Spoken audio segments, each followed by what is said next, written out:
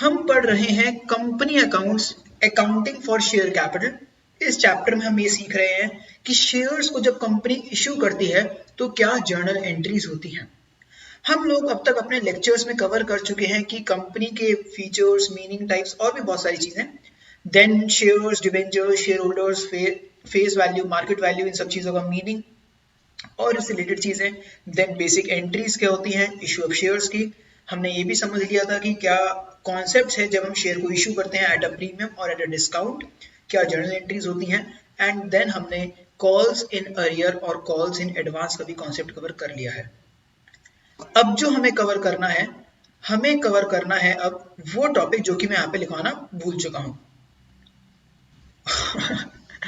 अब जो हमें कवर करना है वो हमें कवर करना है issue of shares for consideration other than cash. तो हम क्या करते हैं, उसको यहाँ पे इंसर्ट करते हैं, इंसर्ट। तो यहाँ पे मैंने इसे इंसर्ट कर दिया है, issue of shares for consideration other than cash. आप नोटबुक में ऐसे लाइन इंसर्ट नहीं कर पाएंगे, बट आप एरो डाल के लिख लीजिएगा, ठीक है। ओके, तो हम लोग अब इस टॉपिक को स्टार्ट करते हैं।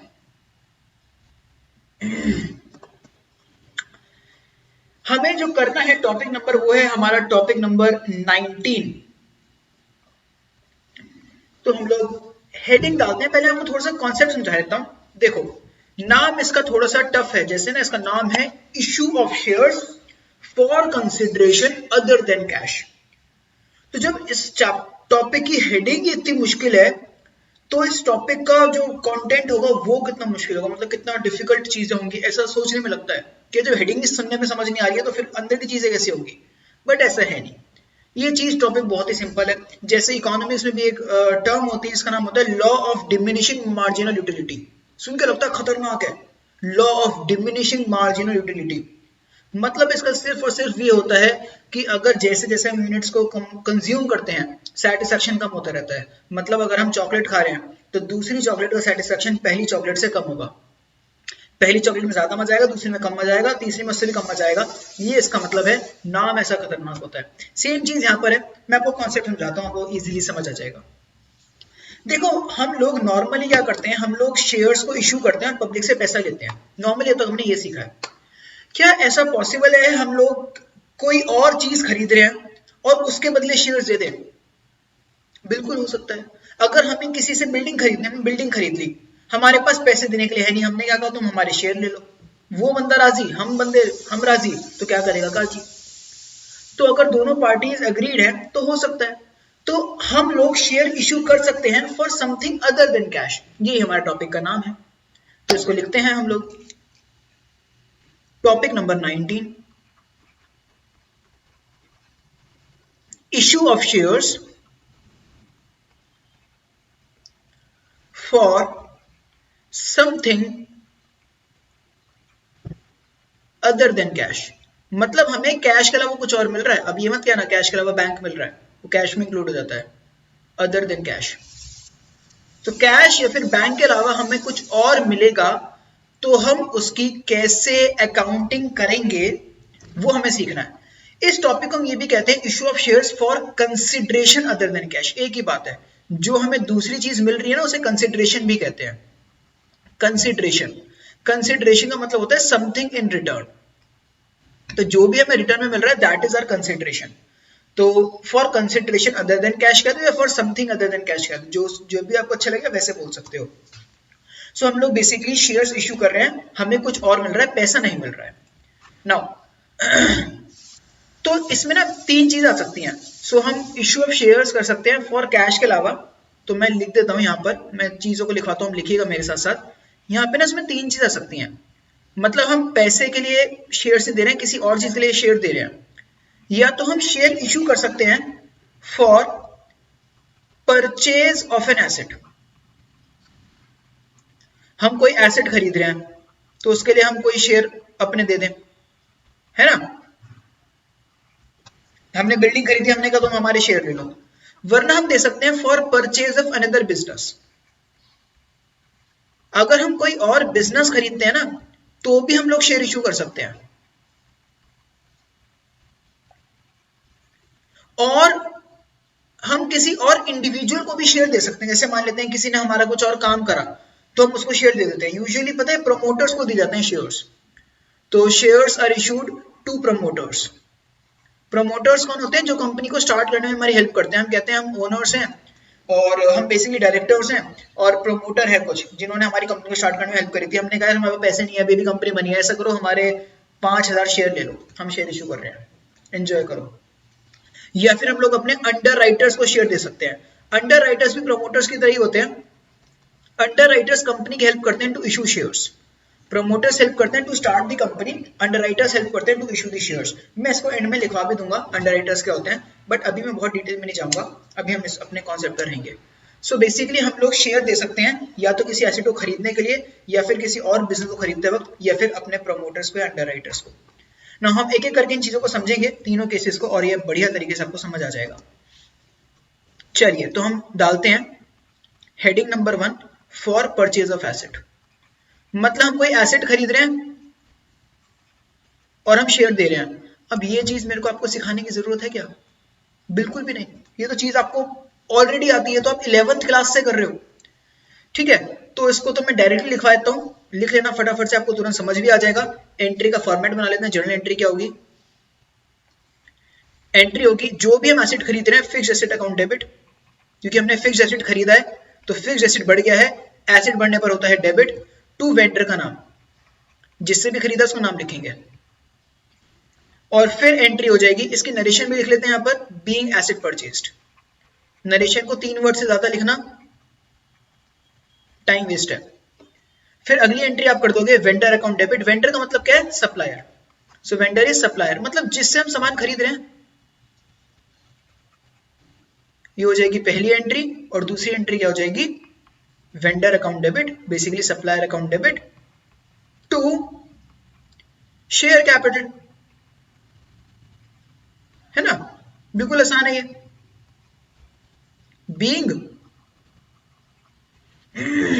Being shares issued.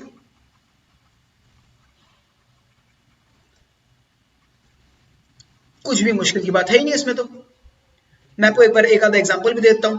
Let us से हमने बिल्डिंग खरीदी 10 लाख रुपए की, तो हमने क्या करा? हमने लिखा यार 10 लाख की बिल्डिंग खरीदी, हमारा एसेट बढ़ गया, तो हम क्या करेंगे? अपने एसेट बढ़ने पर एसेट को डेबिट कर देते हैं, और हमें उस बंदे को पैसे देने हैं तो हम लायबिलिटी बना देंगे अपनी। तो वेंडर हमारी लायबिलिटी है, लायबिलिटी बढ़ जाएगी तो क्रेडिट हो जाएगा। अमाउंट कितना आ जाएगा? 10 लाख। ये सिर्फ एग्जांपल है। और फिर हम क्या करेंगे? वेंडर को जब पेमेंट कर देंगे तो हमारी जो लायबिलिटी बढ़ी थी वो कम हो जाएगी, और हमारी शेयर कैपिटल बढ़ जाएगी। कैपिटल बढ़ जाती है तो क्रेडिट होती है। अब आपके दिल में, मुझे पता है क्या सवाल आ रहा है, आपके दिल में सीधा सवाल ये आ रहा है कि क्या एंट्री 1 और 2 को मिक्स करा जा सकता है? कि हम सीधा ये एंट्री नहीं कर सकते fixed asset to share capital?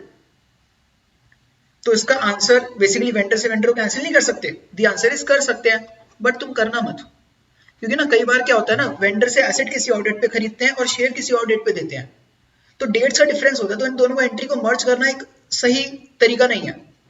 तो ये फिर टीचर के उसमें हो जाएगा, टीचर का मन करेगा तो नंबर मिल जाएंगे, नहीं करेगा तो नहीं मिलेंगे। तो तुम मत करना, सीधी सी बात है, तुम ये समझो नहीं कर सकते हैं, अलग अलग करना। तो जैसे मान लेते हैं हम एसेट खरीद रहे हैं 1 अक्टूबर को, है ना, फिर हम शेयर इशू कर रहे हैं 10 अक्टूबर को, तो कैसे मर्ज करोगे अलग अलग जब डेट्स हैं दोनों की? अगर सेम डेट है तो फिर कर सकते हैं, बट हमें क्वेश्चन में से पता थोड़ा ना होगा डेट सेम है कि डिफरेंट है, तो आप अलग अलग लिखना। पहले लिखना फिक्स्ड एसेट टू वेंडर, फिर लिखना वेंडर टू शेयर कैपिटल। बहुत आसान है ये ना। तो ये हो गया। अब इसमें अमाउंट्स का ही लोचा होगा, अमाउंट्स डिफरेंट हो सकता है, उसमें भी लोचा तो वर्ड ठीक नहीं है उसके लिए। अमाउंट डिफरेंट हो सकता है, बाकी चीजें सेम है। एसेट का नाम गिवन हो सकता है, फिक्स्ड एसेट की जगह पर आपको बिल्डिंग गिवन होगा, लैंड गिवन होगा, वेंडर के नाम, वेंडर की जगह पर उसका नाम दे देंगे। तो इसमें कुछ कंफ्यूजन वाली बात है ही नहीं। मैं सेकंड केस कराने से पहले थर्ड केस और करा देना चाहता हूं, फिर मैं आपको सेकंड वाला केस करा दूंगा, क्योंकि थर्ड केस भी आसान है, सेकंड वाला केस थोड़ा सा टेक्निकल है फर्स्ट और थर्ड के कंपैरिजन में। तो मैं थर्ड करा देता हूं। तो जब हम शेयर्स इशू करते हैं टू प्रमोटर्स और underwriters,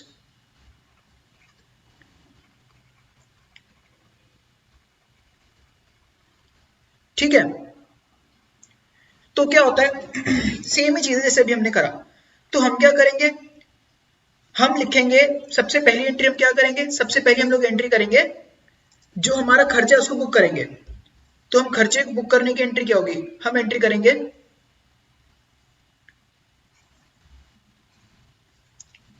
incorporation expenses account debit. तो जो भी हम प्रमोटर को खर्चा कर रहे हैं, बेसिकली उनको इनकॉर्पोरेशन के टाइम पे तो खर्चा कर रहे हैं, सो इनकॉर्पोरेशन एक्सपेंसेस अकाउंट डेबिट, ये हमने अपना खर्चा बुक कर लिया टू प्रमोटर्स या फिर अंडरराइटर्स, जो भी क्वेश्चन देगा। प्रमोटर्स वो होते हैं जो कि कंपनी स्टार्ट करने में हमारी हेल्प करते हैं, अंडरराइटर्स वो होते हैं जो कि शेयर को इशू करने में हमारी हेल्प करते हैं। नहीं पता तो लिख लेना इसको, बीइंग एक्सपेंसेस इनकर्ड, मतलब हमने प्रमोट अपना खर्चा कर लिया इनकॉर्पोरेशन का और तो उनको पैसे नहीं दिए, ये लाइबिलिटी बन गए हमारे प्रमोटर्स। फिर जब हम उनको शेयर इशू कर देंगे तो क्या होगा, शेयर इशू कर देंगे तो क्या हो जाएगा, प्रमोटर्स ये फिर अंडरराइटर्स, मतलब जो भी ऊपर क्रेडिट हुआ था वही डेबिट हो जाएगा टू शेयर कैपिटल। कुछ है थोड़ा ना इसमें, बिल्कुल साधारण चीज है, to share capital being shares issued.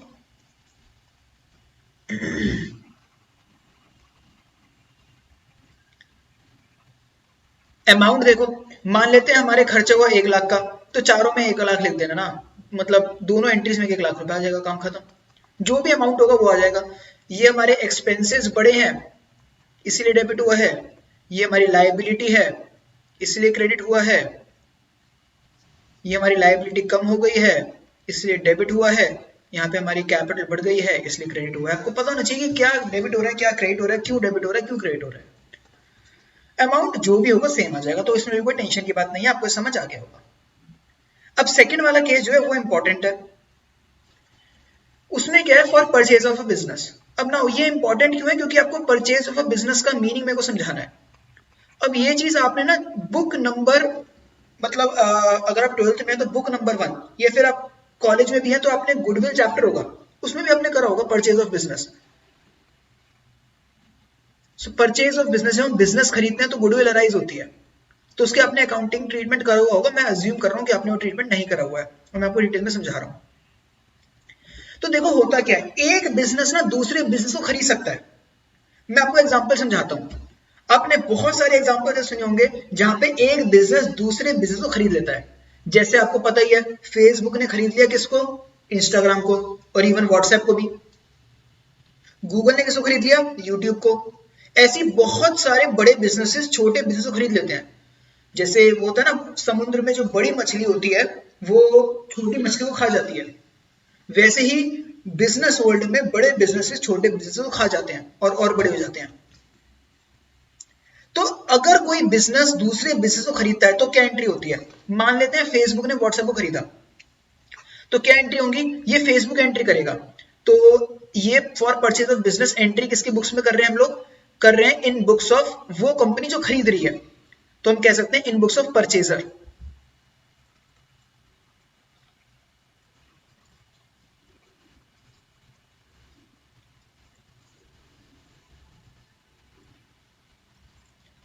In books of purchaser, जो परचेज कर रहा है उसकी बुक्स में हम कर रहे हैं ना।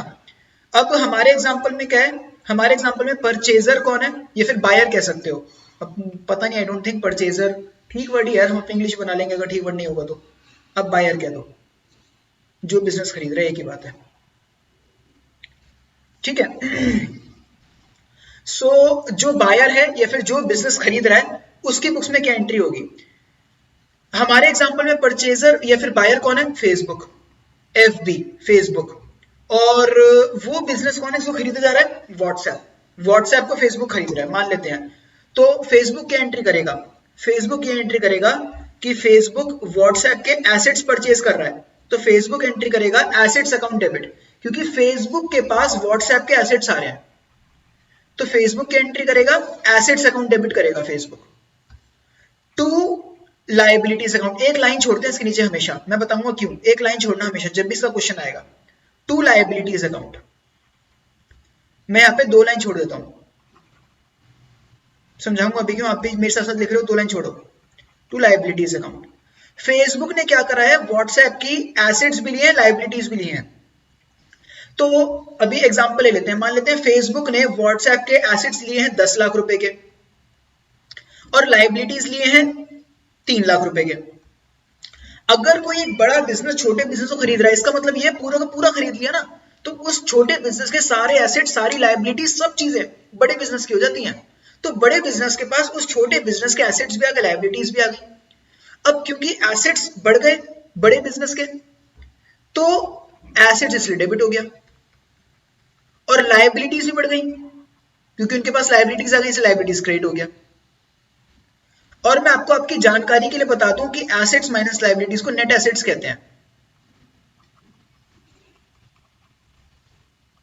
तो बेसिकली यहां पर कुछ ऐसा भी आ सकता है कि आपको पता होना चाहिए ये कि उन्होंने नेट एसेट्स कितने के लिए, नेट एसेट्स उन्होंने लिए 7 लाख रुपए के, मतलब नेट कटा के कितने रुपए का एसेट्स लिए उन्होंने, 7 लाख रुपए के नेट एसेट्स लिए। यहाँ पर 10 लाख के एसेट्स लिए, 3 लाख की लाइबिलिटी ली, मतलब कितने के नेट एसेट्स लिए, 7 लाख रुपए।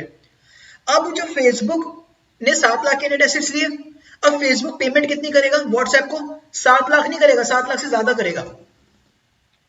लॉजिकल सी बात है ना, तुम सोच के देखो, तुम व्हाट्सएप कंपनी हो, जब फेसबुक ने तुम्हें नहीं खरीदा था तब, अब तुम्हें फेसबुक वाले खरीदने आए हैं, तो तुम्हारे जितने नेट एसेट्स हैं तुम उतने में थोड़ा ना बिकोगे, तुम तो ज्यादा पैसा लोगे ना। तुम्हारी भाई रेपुटेशन है, तुम्हारी बिजनेस की गुडविल है, तुमने मेहनत करी है, तुम्हारे एफर्ट्स लगे हुए उस बिजनेस में। अगर कोई मेरे बिजनेस को खरीदना चाहेगा तो जो मेरे नेट एसेट्स है मैं उतने से नहीं मानूंगा, मैं एक्स्ट्रा पैसे लूंगा, सीधी सी बात है। अगर मेरा सक्सेसफुल बिजनेस है तो मैं तो यहाँ पर क्या आएगा, यहाँ पर आएगा टू वेंडर। हमारे केस में वेंडर कौन हो गया, वेंडर हो गया व्हाट्सएप। वेंडर वो पर्सन हो गया जिससे हम बिजनेस खरीद रहे हैं, जो बिजनेस हम खरीद रहे हैं एक तरीके से। सो वेंडर कौन हो गया, वेंडर हो गया हमारा व्हाट्सएप हमारे इस एग्जांपल में, ठीक है। और वेंडर क्यों क्रेडिट हुआ, क्योंकि लायबिलिटी बढ़ गई। बेसिकली हम ये कह रहे हैं कि हम 7 लाख रुपए के नेट एसेट्स ले रहे हैं, 10 लाख के एसेट्स, 3 लाख के लाइबिलिटीज, और हम लोग 12 लाख रुपए पे करेंगे। समझ रहे हो, एसेट्स लिए, लाइबिलिटीज लिए और वेंडर को पेमेंट करने से वो भी लाइबिलिटी बन गई। अब जो इसका डिफरेंस आ रहा है,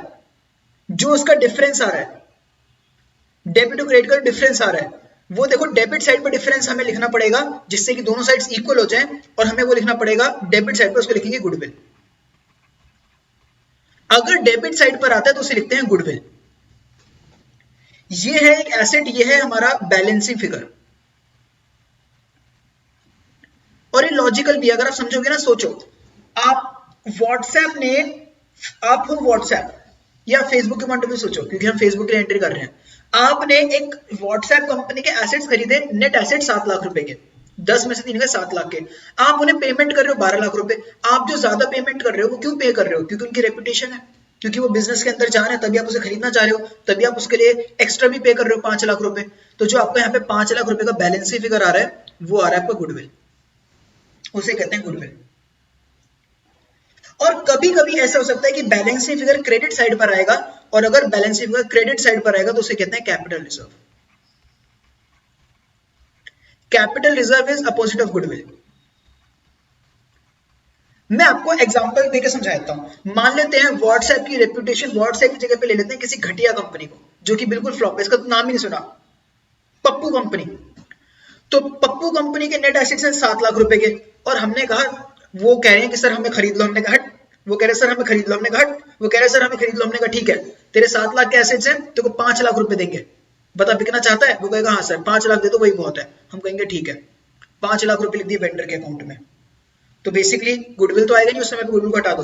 तो हमने नेट एसेट्स लिए 7 लाख के, पेमेंट कर रहे हैं 5 लाख, तो मतलब उसे 2 लाख रुपए कम दे रहे हैं, हमें 2 लाख का फायदा मिल गया, तभी वो क्रेडिट हो रहा है, क्योंकि गेन हो गया हमारा। तो जो गेन होता है वो जाएगा कैपिटल रिजर्व में 2 लाख रुपए, कुछ इस तरीके से।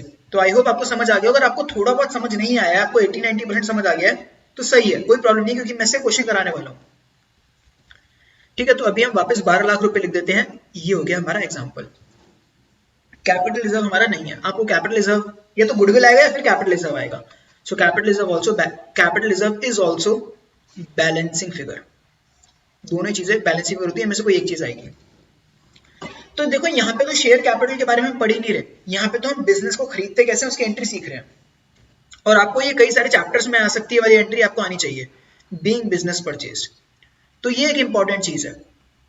मैं इसके क्वेश्चंस भी कराऊंगा, तो अगर आपको ऊंच नीच थोड़ी बहुत है तो वहां पे क्लियर हो जाएगी, क्योंकि पूरा एक बार में कराना मेरे लिए तो पॉसिबल है, शायद आपके थोड़ा सा समझना मुश्किल हो जाता है क्योंकि आप पहली बार पढ़ रहे हो उसे। ठीक है, तो हाँ ना, अब हमने क्या करा है, बेसिकली क्या एंट्री शो कर रही है, मैं फाइनली बताऊं तो ये एंट्री शो कर रही है कि हमने एसेट इतने के लिए, लाइबिलिटीज इतने के लिए, हमें पेमेंट इतनी करनी है, और जो डिफरेंस आ रहा है या तो वो गुडविल है वो कैपिटल रिजर्व है, ये शो कर रहा है। अब हम क्या करेंगे, हम वेंडर को फाइनली पे कर देंगे, और वेंडर को पे करेंगे तो क्या एंट्री होगी, वेंडर टू शेयर कैपिटल, कोई डाउट की बात ही नहीं है। सेकेंड एंट्री क्या हो जाएगी, vendor account debit to share capital account. काफी इंटरेस्टिंग चीज है, काफी इंटरेस्टिंग है, बीइंग शेयर्स इशूड।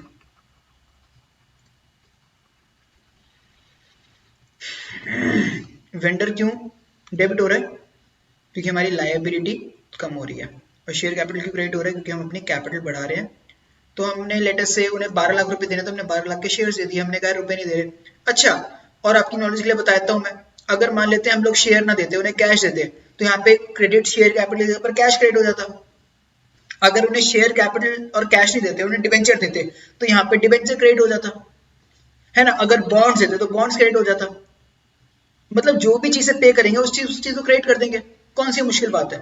और ऊपर वाले दो केसेस में भी, अगर हम बिजनेस खरीद रहे हैं, आपने 11th में जो एंट्री करी थी वो यही तो एंट्री करी थी, बिजनेस खरीद फिक्स एसेट खरीदने की, fix asset to vendor, vendor to bank. अगर सेम डेट पे होता तो सीधा डायरेक्ट एंट्री हो जाती थी, वेंडर टू बैंक। ठीक है, तो यहाँ पे शेयर कैपिटल लिख दिया उसकी जगह पर हमने, सिमिलरली यहाँ पर। चलिए, तो ये थे हमारे केसेस ना। इसमें एक चीज और आती है, बट मैं आपको एक आधा क्वेश्चन इसका कराना चाहता हूं, और फिर मैं आपके साथ वो चीज डिस्कस करूंगा। इसमें एक छोटा सा केस और आता है, वो मैं आपको बताऊंगा, बट आपको आई होप काफी बढ़िया तरीके से क्लियर हो गई होंगी ये चीजें।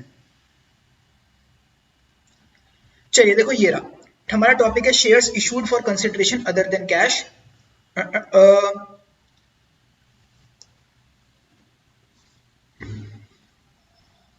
हम इसमें क्वेश्चन करते हैं,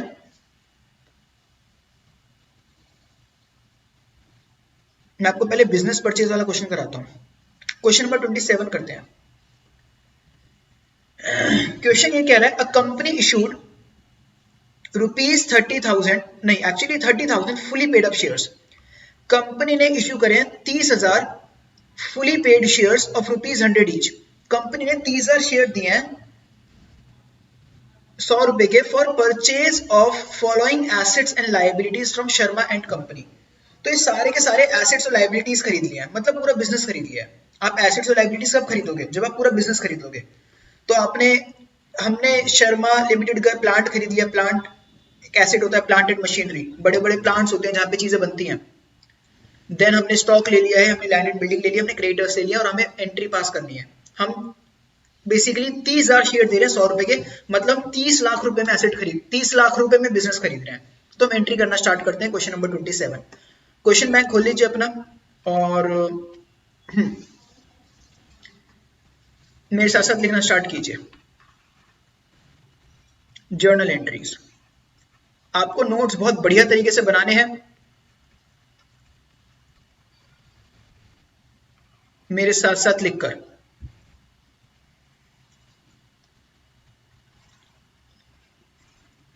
ठीक है, तो देखो हमें एंट्री करनी है। अच्छा, मैं इन बुक्स ऑफ लिखना भूल गया, तो हम क्या करते हैं, इन बुक्स का नाम भी गिवन नहीं है, तो या कंपनी है या फिर ए कंपनी होता है, बुक का नाम, कंपनी का नाम ए कंपनी, या फिर जो भी है, जो पहली कंपनी है ए कंपनी, वो है हमारी कंपनी, इसके लिए हम एंट्री कर रहे हैं। शर्मा एंड कंपनी को हमने खरीदा है, तो हम प्लांट, स्टॉक और बिल्डिंग खरीद रहे हैं। तो हम क्या करते हैं, पहली एंट्री में यही लिखते हैं, प्लांट अकाउंट डेबिट, जो भी एसेट्स हमको डेबिट कर दो, प्लांट, स्टॉक, बिल्डिंग।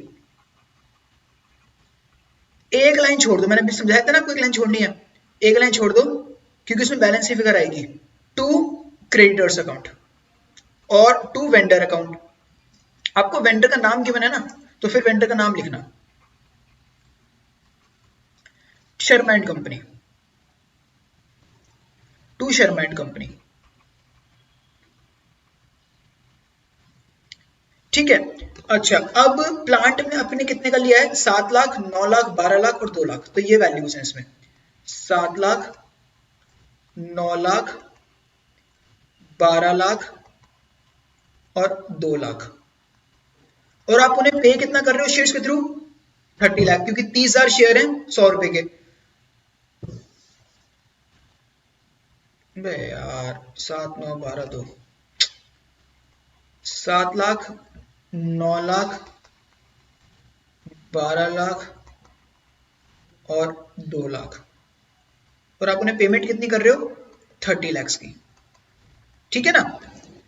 अब क्या करो, यहाँ पे बैलेंस शीट फिगर निकालो, उसको प्लस करो। देखो क्रेडिट साइड पर कितना आ रहा है? 32। ये आपको रफ में करना है, मन में करना है बेसिकली। और डेबिट साइड पर कितना आ रहा है? 7 और 9 16 प्लस 12 इज 28। तो जो डिफरेंस आपका आ रहा है वो आ रहा है डेबिट साइड पर, उसको क्या लिख दोगे? Goodwill account. अगर क्रेडिट साइड पर आ रही होती बैलेंस शीट फिगर तो उसे क्या लिख देते? Capital reserve.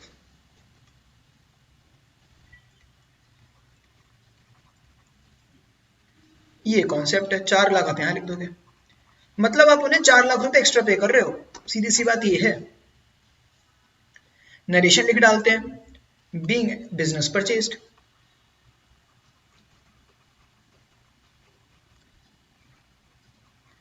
अच्छा, मैं आपको एक चीज और बता देना चाहता हूं इसमें, जो गाइस ये 30 लाख रुपीज है ना, जो ये 30 लाख रुपीज है जो हम पे करते हैं टू परचेज अनदर बिजनेस, इसको हम एक और नाम से बुलाते हैं, इसको हम कहते हैं परचेज कंसिडरेशन। क्या कहते हैं? Purchase consideration. मतलब हमने परचेज करने के लिए क्या पे करा, इसे कहते हैं परचेज कंसिडरेशन। तो ये टर्म भी यूज होती है बहुत बार। ओके, नाउ अब हम क्या करते हैं? नेक्स्ट एंट्री करते हैं, जो कि बहुत आसान है। आपने शर्मा एंड कंपनी का बिजनेस खरीद लिया है, उन्हें पे कर दो। शर्मा एंड कंपनी जो आपका वेंडर था, account debit to share capital. अब देखो डिबेंचर वाला चैप्टर जब आप करोगे ना तो उसमें भी ये चीज आएगी। तो उसमें क्या होता है ना, हम पेमेंट डिबेंचर से करते हैं तो पूरा क्वेश्चन सेम रहेगा, बट जहां पे शेयर कैपिटल लिखा वहां पे डिबेंचर आ जाएगा, खत्म।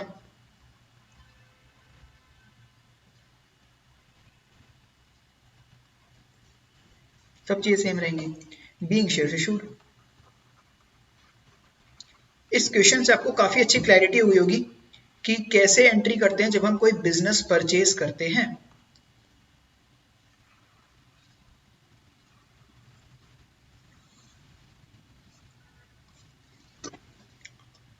ठीक है। नाउ अब हम चलते हैं अपने अगले क्वेश्चन पर, जो कि मैं आपको कराऊंगा। और वो अगला क्वेश्चन है, अब देखो जैसे अभी हमने 27 करा वैसे 28 है बिल्कुल।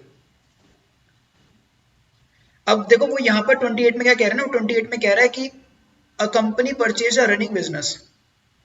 वो क्वेश्चन पर 28 में कह रहा है हमने एक दूसरा बिजनेस खरीदा है राय ब्रदर्स का, M/S को कहते हैं मेसियर्स। तो जो भी बिजनेसेस होते हैं ना, उनके नाम के आगे आता है मेसियर्स। जैसे इंडिविजुअल्स के नाम के आगे आता है मिस्टर, मिसेज, है ना, वैसे बिजनेसेस के नाम के आगे आता है मेसियर्स। तो ये MS मेसियर्स है, तो ये शो करता है कि ये बिजनेस है। तो मेसियर्स राम ब्रदर्स, राय ब्रदर्स से हमने बिजनेस खरीदा 15 लाख रुपए में। तो 15 लाख रुपए क्या हो गया? Purchase consideration. लिख देता हूँ PC। इसको प्रियंका चोपड़ा पी चिदम्बरम मत समझ लेना, बाद में लिख लेना तुम फुल फॉर्म अगर तुम्हें याद ना रहे तो। परचेज कंसिडरेशन पेबल ₹12 लाख इन फुली पेड शेयर्स। हमने 12 लाख रुपए तो दिए हैं शेयर्स के रूप में और बचे हुए दिया है चेक के रूप में। तो आप यहां पे क्या करोगे, इसमें आप यहां पे शेयर कैपिटल में लिखोगे 12 लाख रुपए और उसके नीचे लिख दोगे टू बैंक, क्योंकि चेक से दे रहे हैं तो बैंक से पैसा जाएगा, और 3 लाख रुपए।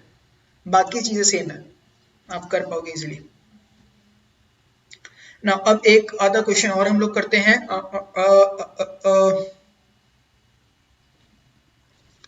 क्वेश्चन नंबर 26 कर लेते हैं। वो कह रहा है Apollo television company limited issued 5000 equity shares. इन्होंने 5000 इक्विटी शेयर इशू करे 10 रुपए ईच के credited as fully paid up. देखो फुली पेड अप ना वर्ड 2-3 बार आया है, हो सकता है आपके दिमाग में डाउट भी आया हो कि फुली पेड अप का मतलब क्या है। मैंने अभी पहले भी कहीं पढ़ा था फुली पेड अप, देखो यहाँ पे भी आया था ना fully paid shares. Fully paid का मतलब है कि हमने उन्हें पूरा अधिकार दे दिया है, मतलब हम कह रहे हैं कि तुम पूरे शेयर्स तुम्हें दे रहे हैं, ऐसा नहीं है कि शेयर 5 रुपए तुम दे चुके हो या 6 रुपए दे चुके हो, मतलब पूरा शेयर हम तुम्हें दे रहे हैं, that is fully paid up to the underwriters for their underwriting services pass necessary journal entries. तो मैं इसको लिखवाऊं, ये ओरली बता दूं, ठीक है तुम कहते हो तो ओरली बता देता हूं। पहली एंट्री हो जाएगी incorporation expenses to underwriters, amount हो जाएगा 50,000 है ना। और दूसरी एंट्री क्या हो जाएगी, underwriters to share capital 50,000।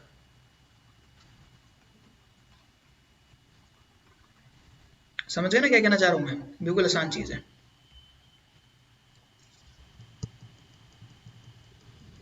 Easy है ना। बेसिकली आप प्रमोशन एक्सपेंसेस, इनकॉर्पोरेशन एक्सपेंसेस में लिख रहे हो 50,000 रुपए, क्योंकि 50,000 रुपए के शेयर दे रहे हैं ना, तो हमने उनसे सर्विसेज भी 50,000 रुपए की ली होंगी, तो 50,000 रुपए हमारा खर्चा हो गया, पेमेंट दिखा दो अंडरराइटर्स को 50,000 रुपए की है, फिर शेयर्स के थ्रू पेमेंट कर दो। आई होप आपको क्लियर हो गया होगा। क्वेश्चन नंबर 26 में 2 एंट्री होंगी, नरेशन आप लिख सकते हो, being expenses incurred, being paid to underwriters, इस तरीके से। नाउ मैं आपको इसका एक आखिरी पार्ट कराना चाहता हूँ, वो एक्चुअली थोड़ा सा बढ़िया है, ध्यान सुनना आखिरी वाला पार्ट। अब तक हमने सीखा है कंपनी शेयर्स को इशू कर सकती है for consideration other than cash, company asset खरीद सकती है, कंपनी अंडरराइटर्स को पे कर सकती है, कंपनी बिजनेस खरीद सकती है। अब सेम ही मैं टॉपिक आपको दोबारा कराने वाला हूं, बट उसमें क्या है, कंपनी शेयर्स को इशू कर रही है for something other than cash at a premium. यहां पर हमने क्या करा था, एट पार। अब तक हमने यहाँ पे प्रीमियम की बात नहीं करी ना, तो हमने एट पार पढ़ा था, ये सेम ही चीज है, सेम ही चीज है कि हम लोग शेयर्स को इशू कर रहे हैं। आपको पता है ये शेयर्स को इशू 2 तरीके से कर सकते हैं, एट पार कर सकते हैं, मतलब जितने का शेयर है उतने रुपए का शेयर दे रहे हैं, और एट प्रीमियम कर सकते हैं, डिस्काउंट पे तो कर नहीं सकते हैं, as per section number 53 of companies act 2013। तो शेयर्स को डिस्काउंट पे इशू कर नहीं सकते हैं, क्या प्रीमियम पर इशू कर सकते हैं? हाँ, तो टॉपिक नंबर 20 यही लिखते हैं, सेम ही चीज है, बट हम समझेंगे प्रीमियम पर कर रहे हैं तो कैसे होगा।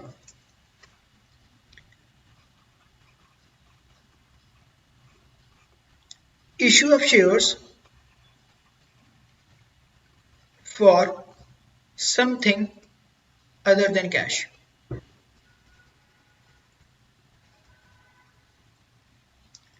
और यहां पे हम क्या कर रहे हैं, एट प्रीमियम कर रहे हैं। तो देखो जो हमने पहले पढ़ा था ना वो सब कुछ सेम है, जो हमने पहले पढ़ा है वो तो सेम है ही, जो हमने सेकंड वाली एंट्री करी है ना उसमें फर्क आ जाता है। जो शेयर कैपिटल वाली एंट्री, जहां पे शेयर कैपिटल आता है वहां पे प्रीमियम और आ जाएगा। तो मैं ये लिखवा देता हूं, first entry will be same as topic 19, मतलब टॉपिक नंबर 19 में जो हमने करा है ना, अभी आपको क्वेश्चन के थ्रू भी समझ आ जाएगा। देखो यार अंडरराइटर्स को जो खर्चा कर रहे हैं वो तो सेम ही रहेगा ना, प्रीमियम पे दे रहा है तो शेयर कैपिटल वाली एंट्री में फर्क आएगा। तो जो भी हमने पहले 3 केसेस में यहाँ पर पहली वाली एंट्री करी है वो तो सेम ही रहेंगी, चाहे प्रीमियम हो चाहे ना हो, सेकंड वाली एंट्री में फर्क आएगा। अब सेकंड वाली जो एंट्री है ना उसमें क्या करना है, सेकंड एंट्री, आपकी सेकंड एंट्री क्या हो जाएगी, सीधी सी बात है, आपकी सेकंड एंट्री हो जाएगी जो भी अकाउंट चीज डेबिट हो रही है, वो भी डिपेंड करेगा कौन सा केस है, तो उसके हिसाब से।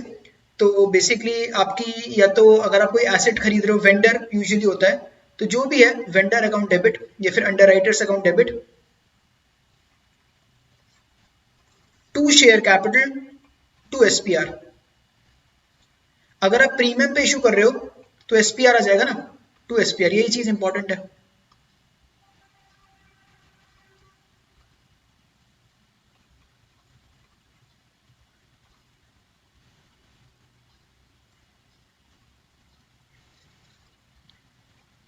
To SPR account,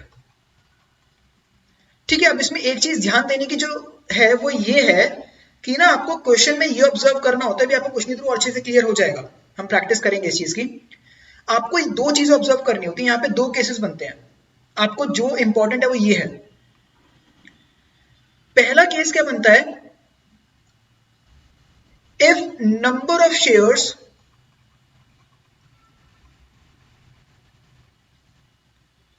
is given, अगर क्वेश्चन में आपको नंबर ऑफ शेयर्स गिवन है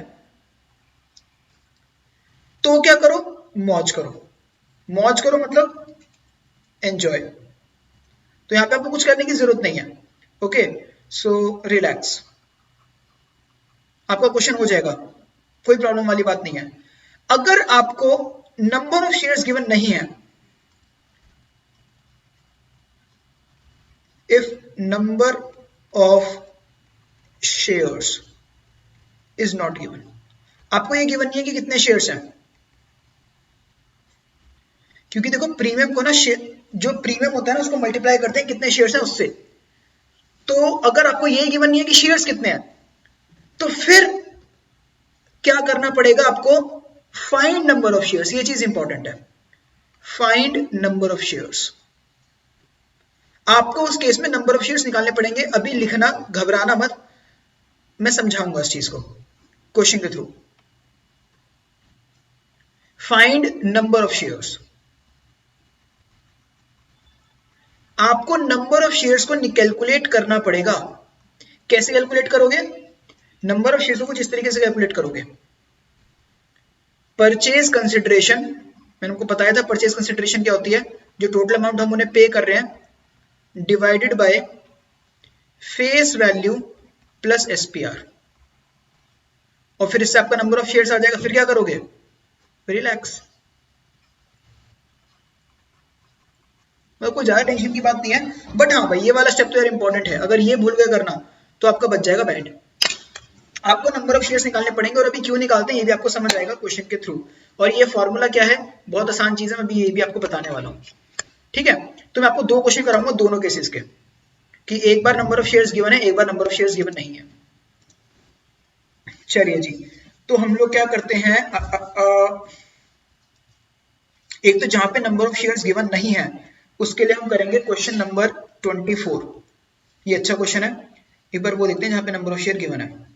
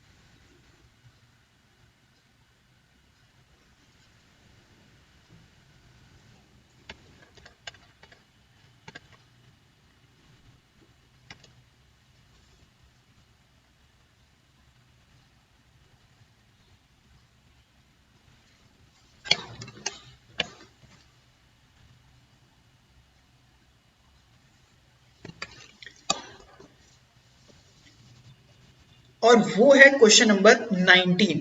तो पहले हम क्या करते हैं, पहले हम क्वेश्चन नंबर 19 करते हैं। जहां पर क्वेश्चन पढ़ते हैं। क्वेश्चन ये कह रहा है, a limited company issued 800 shares. अब देखो यहाँ पे नंबर ऑफ शेयर्स गिवन है, तो ये चीज इंपॉर्टेंट है, आप ना इसको लाइटली बिल्कुल मत लेना। यहाँ पे एग्जाम में ध्यान रखना चीज को, number of shares is given, NO मतलब number of shares is given. वो कह रहे हैं 800 शेयर हम लोगों ने इशू करे हैं, बस रिलैक्स करो। एट अ प्रीमियम ऑफ 25%, 25% के प्रीमियम पर है, as fully paid up for consideration of purchase of plant and machinery worth ₹1,00,000। हमने 1 लाख की मशीनरी खरीदी है, उसमें 800 शेयर हमने इशू करे एट अ प्रीमियम ऑफ 25%। चलो जी क्वेश्चन करना स्टार्ट करते हैं। क्वेश्चन नंबर है 19। क्वेश्चन है 19, नोटबुक खोल लीजिए, लिखना स्टार्ट कर दीजिए। Question number 19, journal entries.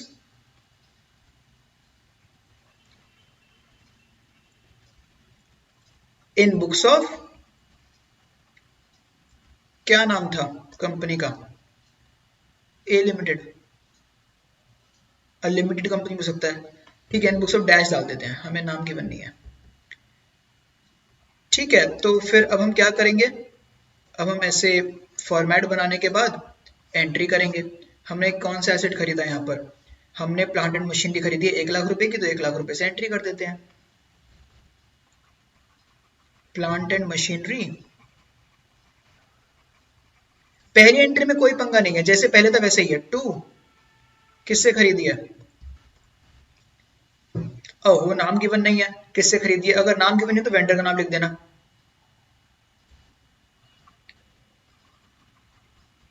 Plant and machinery to vendor account.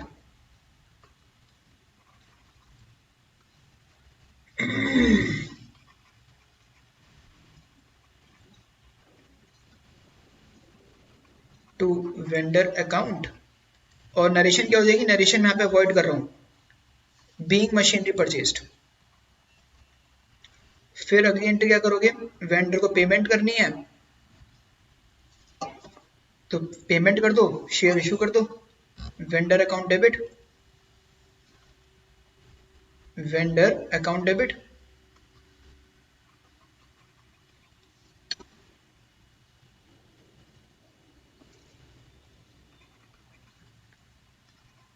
To share capital, यहाँ पे प्रीमियम भी है, पढ़ो क्वेश्चन 25% का। टू एसपीआर, कितना है डेबिट होगा? 1,00,000। और आपने 800 रुपए, 800 शेयर दिए हैं, 800 शेयर फेस वैल्यू कितनी है? 100 रुपीज। प्रीमियम कितना हो जाएगा? 25%, 800 इंटू 25 कर दो, करके देख लो आप। ये आपका आ रहा है 80,000 और 800 इंटू 25, 800 इंटू 25 करोगे तब कहां से आ जाएगा? 20,000। मैजिकली एंट्री डेबिट और क्रेडिट मैच हो रहा है। बीइंग शेयर्स इशूड, एंट्री में नरेशन में अवॉइड कर देता हूं, यहाँ पर नरेशन कैसे हो जाएगी? Being shares issued. अगर आपका एग्जाम हो ना और आप नरेशन नहीं लिख के आए जल्दी जल्दी में, तो इसका सिर्फ और सिर्फ इकलौता रीजन ये होगा कि आपने प्रैक्टिस टाइम पे नरेशन नहीं लिखी है, और उससे आपके नंबर पक्का कटेंगे। तो इस चीज का ध्यान रखना। नाउ क्वेश्चन नंबर 19 हमने कर लिया है, बिल्कुल आसान, आपको समझ आ गया होगा। 800 शेयर है और उस पर प्रीमियम भी है, तो कैसे हमने एंट्री करी है। नाउ अब हम दूसरा क्वेश्चन देखते हैं, क्वेश्चन नंबर 24। ये भी इसके जैसा ही है। सोना लिमिटेड परचेज मशीनरी, वो कह रहा है सोना लिमिटेड ने मशीनरी खरीदी है 17 लाख रुपए की फ्रॉम मोना लिमिटेड, ठीक है।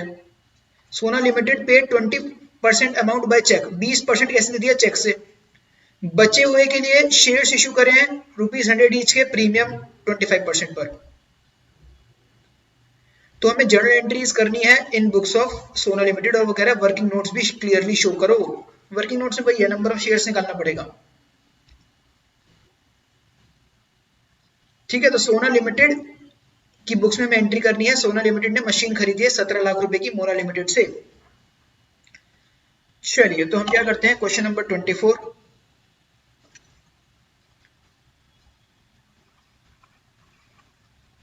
Journal entries in books of सोना। लिमिटेड